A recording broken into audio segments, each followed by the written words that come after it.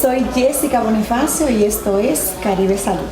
El 14 de marzo se celebró el Día Mundial de la Endometriosis, una enfermedad que va más allá del dolor menstrual. Sobre el tema, hoy hablaremos con el experto en ginecología y obstetricia, José Eugenio Colón, quien nos visita desde el Hospital Universitario del Estado de Missouri en Estados Unidos. Bienvenido, doctor, ¿cómo se siente? Muchas gracias, muy bien, gracias por la invitación. Gracias a usted por aceptarla. Gracias. ¿Qué es la endometriosis, doctor?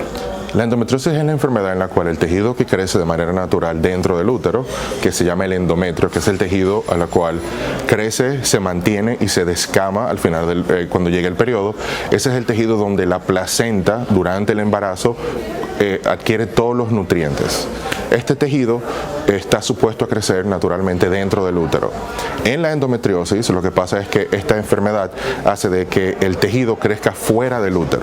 Entonces, al crecer fuera del útero, este tejido, al igual que un periodo o muy parecido a un periodo, ocasiona sangrados internos. Entonces, ese sangrado interno hace que cosas que no están supuestas a estar pegadas se peguen.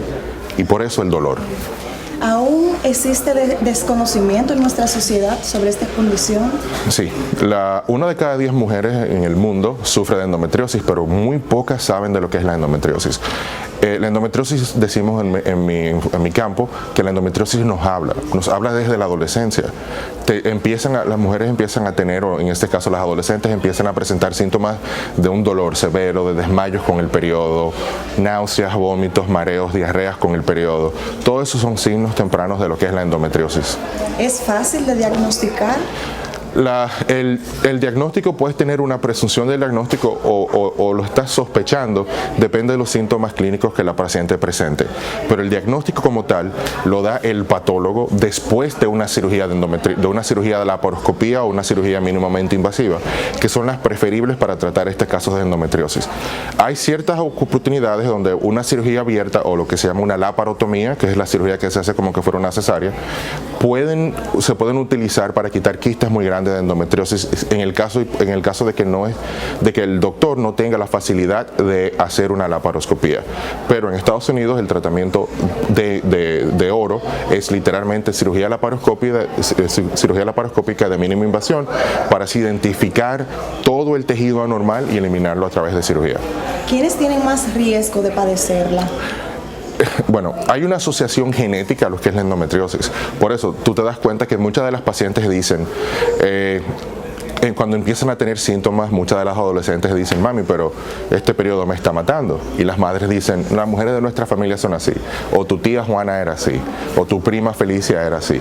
¿Pero por qué? Porque hay una asociación familiar de lo que es la endometriosis. Entonces, al entender de que una de cada 10 sufre, es muy posible que alguien que no esté viendo hoy o sufra de endometriosis o conozca a alguien que tenga unos periodos horribles que son síntomas de la endometriosis también. ¿Qué pasa? ¿Qué consecuencias puede tener una mujer que tenga esta condición? Bueno, las consecuencias pueden ser leves o severas. De las consecuencias leves puede ser que la mujer tenga una menstruación bastante dolorosa, falte al trabajo o tenga alteraciones o literalmente planifique su vida alrededor de su periodo. Entonces hay mujeres que, por ejemplo, que cuando le va a llegar la regla se guardan porque saben que durante esos días no van a poder ser productivas. Entonces eso tiene una implicación social importante porque la mujer es un eje importante de la sociedad. Entonces cuando una madre que puede ser soltera tiene que faltar al trabajo, usualmente muchos trabajos no entienden eso y esas madres entonces empiezan a tener achaques en el hecho de que no solamente físico sino también económico. Cuando no hay un diagnóstico, ¿las consecuencias pueden ser más severas con el tiempo? Sí, la endometriosis es una enfermedad progresiva y es una enfermedad microscópica. Microscópica porque todo empieza con unas cuantas células que empiezan a crecer y multiplicarse.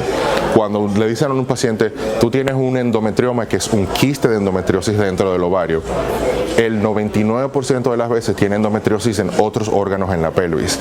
No obstante, es súper fácil identificar un endometrioma en el ovario, pero es extremadamente difícil identificar por sonogramas o resonancias o tomografías computarizadas lo que es la endometriosis superficial, porque es bien pequeña. Pero aunque es bien pequeña, hay muchos nervios en la pelvis que son muy importantes, como son el ciático, el nervio femoral, el nervio pudendo y los nervios que van, por ejemplo, a la vagina, al clítoris. Todos estos nervios son importantes.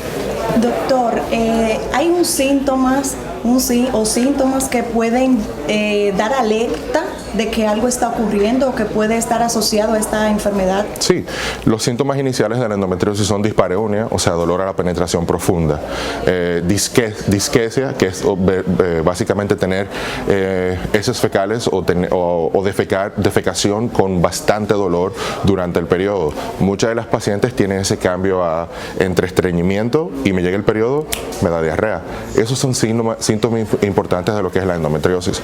Otros pacientes pueden tener, por ejemplo, también lo que es disuria, que eso es dolor a orinar, que puede causar pero es mucho más frecuente en las mañanas cuando se despiertan, cuando tienen la noche entera durmiendo, acumulando orina en la vejiga urinaria, y entonces cuando vacían la vejiga urinaria, entonces ahí le da un poco de dolor. ¿Desde qué edad puede estar una joven, una niña, adolescente padecer esta condición? Mira, se hizo un estudio en Estados Unidos cuando se estaba debatiendo sobre el origen de la endometriosis. El estudio consistía entre 103 madres que tuvieron una pérdida de su bebé adentro del abdomen. O sea, niñas murieron preparto.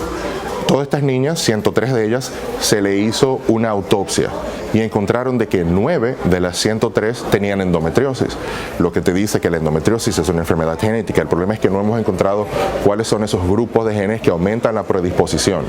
Pero con ese estudio solamente, en niñas que nunca habían tenido el periodo, que estaban en formación, que no habían nacido, encontraron tejido de endometriosis fuera del útero ya. Wow. La paciente más joven que yo he operado ha tenido 11 años. Wow. Y sí tenía endometriosis. En el caso de ella, la llevaron a sala de cirugía porque pensaban que tenía una apendicitis. Y no era una apendicitis, era una inflamación aguda que le ocurrió por la endometriosis del apéndice. Cuando las personas se someten ya a un proceso de tratamientos, ¿qué conlleva? El tratamiento de la endometriosis se divide en dos. Se divide en un tratamiento medicamentoso y un tratamiento quirúrgico. El tratamiento medicamentoso se utiliza para frenarla, pero no la elimina. Entonces esta es la importante. El tratamiento medicamentoso hace que siga avanzando de manera más lento, pero sigue avanzando. El enfoque del tratamiento quirúrgico es de eliminar todo tejido normal que se encuentre dentro del útero, dentro de la pelvis, que esté afectando y le esté ocasionando dolor a la paciente, ya sea que tenga endometriosis intestinal, que tenga endometriosis en las paredes de la pelvis, que tenga endometriosis cerca de los nervios, por ejemplo, de hipogástricos, que son algunos de los nervios que salen del espacio perisacral y inervan la vagina, la vejiga urinaria y diferentes órganos. ¿Existen suficientes campañas para concientizar a la población sobre esta condición? Yo creo que no, y por eso es que he tratado de venir y educar para que las pacientes busquen a su ginecólogo. Toda mujer debe ir a su ginecólogo primario todos los años para tener una evaluación.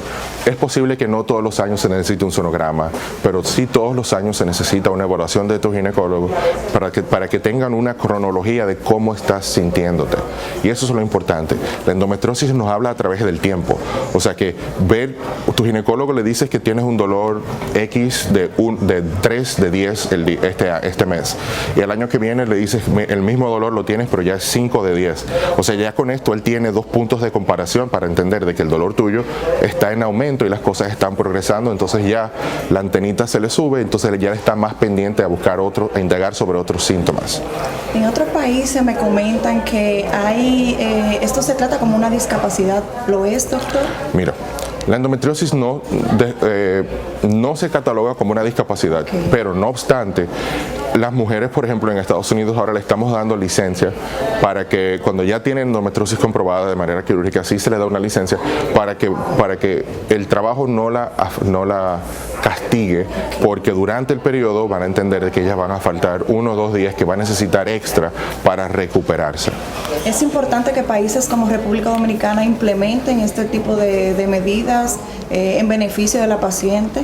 Es muy importante porque esto hace que, al entender de que 1 de cada 10 mujeres está en el área laboral que sufre de endometriosis, es importante también que le protejamos su trabajo, su manera de ganarse la vida, porque esto son una parte muy importante de la sociedad.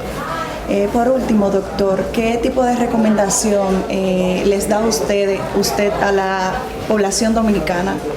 en cuanto a la condición? Bueno, lo más importante es que las pacientes tienen que entender que tienen que ir a su médico y eso es lo que yo quiero, que no le den larga al asunto, que vayan a su ginecólogo primario, que busquen, que averigüen cuántas pacientes de endometriosis tiene el doctor. Y es muy importante entender que el ginecólogo primario te sirve como un punto de partida y buscar lugares donde puedan operarse, que tengan un alto volumen de casos quirúrgicos, que es bastante importante.